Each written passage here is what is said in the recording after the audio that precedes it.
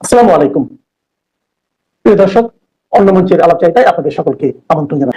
America যুক্তরাষ্ট্রের শাসন ক্ষমতায় এখন আছে রিপাবলিকান পার্টি।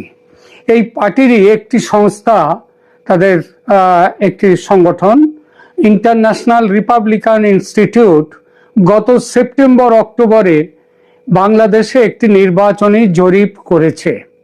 জরিপটি খুবই ছোট আকারের, মানে তেমন বেশি সংখ্যক মানুষ নিয়ে এই জরিপটি হয়নি।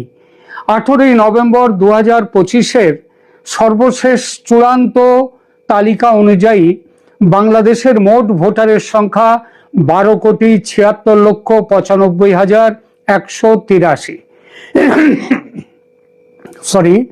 এর মধ্যে জরিপটিতে নেওয়া হয়েছে মাত্র 4,985 জনকে।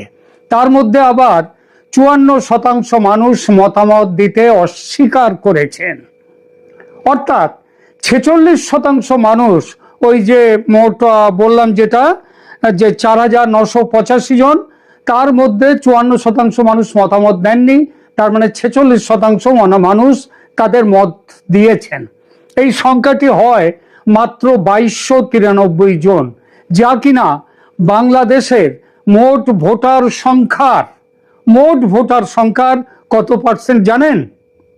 1%ও নয়, 0.5%ও নয়, এটা হচ্ছে 0.0018%।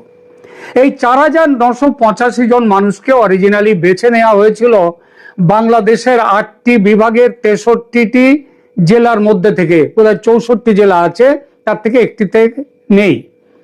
জেলাওয়ারি হিসেবে তাহলে গড় ভাগ আসে প্রতিটি জেলার ক্ষেত্রে মাত্র 79 জন। একটি জেলায় মাত্র 79 জনের মতামত নেওয়া হয়েছে। আবার তাদের মধ্যে 54% কোনো মতামত দেননি।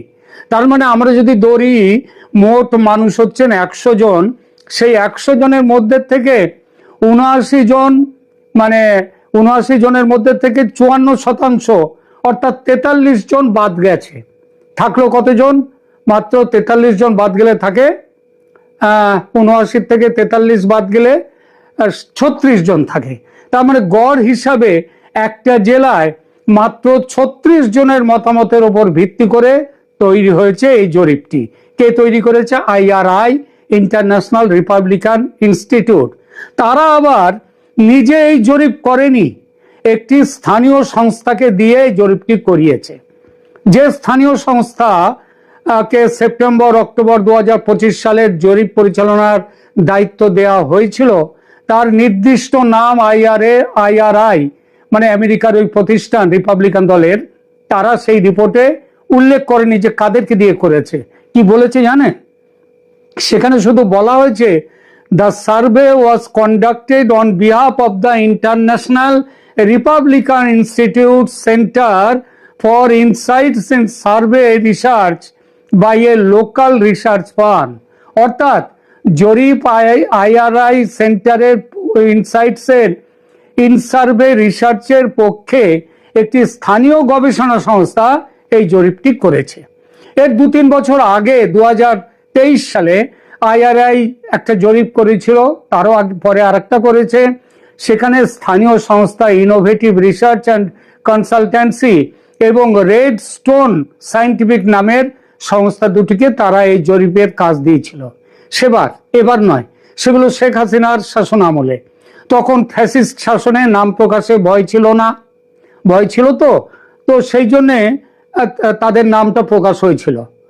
আর এখন গণতান্ত্রিক জমানায় সবাই ভয় পেয়ে গেছে, সেই জন্যে তারা নাম দেয়নি, যদি এরা কোনো বিপদের সামনে পড়ে।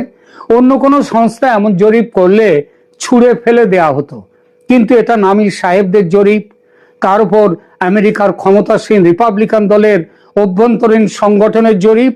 তাই এই জরিপের একটা ওজন আছে।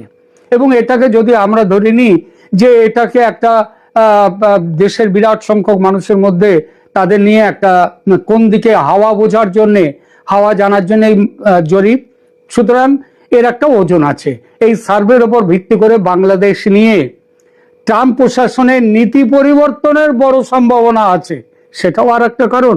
2 দিন আগে আর এক রিপাবলিকান থিঙ্ক ট্যাঙ্ক মাইকেল রুবিনের বাংলাদেশ বিষয়ের মতামত ট্রাম্প প্রশাসনের ওপর কি প্রভাব ফেলতে শুরু করেছে ও ফেলছে সে বিষয়ে একটি প্রতিবেদন করেছি গত পরশু। তার সঙ্গে সঙ্গতি রেখে এই জনমত জরিপটিও মার্কিন প্রশাসনের ওপর কি প্রভাব ফেলতে পারে সেই বিষয়টি দেখব। সেই সঙ্গে ভারত ও আমেরিকা যৌথভাবে দোহার বৈঠকে যে লাইন নিয়েছে, যে বার্তা দিয়েছে বাংলাদেশকে নিয়ে, সেটিও এখানে দেখব। আইআরআই এর জনমত জরিপে আওয়ামী লীগ বাদে বাকি সব দলের জনসমর্থনের কথা বলা আছে। বিএনপির জনসমর্থন তাদের মতে 33%, জামাতের 29%, এনসিপি তাদেরও আছে, ইসলামী জোট, এমনকি জাতীয় পার্টির কত ভোট সব বলা আছে, কিন্তু আওয়ামী লীগ নেই। কারণ সেপ্টেম্বরে অক্টোবরে এই সার্ভে যখন হয়েছে তখন নির্বাচনে আওয়ামী লীগের যোগদানের সম্ভাবনা প্রায় ছিল না। এখন ডিসেম্বরের শুরুতে সেই সম্ভাবনাটা উজ্জ্বল হয়েছে। আমেরিকা লাইন পাল্টানো শুরু করে দিয়েছে, ভারতের সাথে তাল মিলিয়ে বাংলাদেশকে নিয়ে একটা সিদ্ধান্তে পৌঁছতে আসছে এবং সেই সম্ভাবনা দিন দিন উজ্জ্বলতর হচ্ছে। তাহলে আওয়ামী লীগের জনসমর্থনের পাল্লা কতটা ভারী সেটা দেখার কোনো উপায় কি এই আইআরআই জরিপে আছে? হ্যাঁ আছে, তবে ঘুরিয়ে সোজাসুজি নয়, বুঝে নিতে হবে। আইআরআই সমীক্ষায় প্রকাশ্যে আওয়ামী লীগের জন্য কোনো ভোটিং অভিপ্রায় তালিকাভুক্ত না থাকলেও জরিপের অস্বীকার করতে থাকা এবং জানেন না বলা ভোটারদের বিশ্লেষণের মাধ্যমে আমরা আওয়ামী লীগের সমর্থনের একটি বাস্তবসম্মত অনুমান করতে পারি। আগেই বলেছি, জরিপের মধ্যে নেওয়া 54%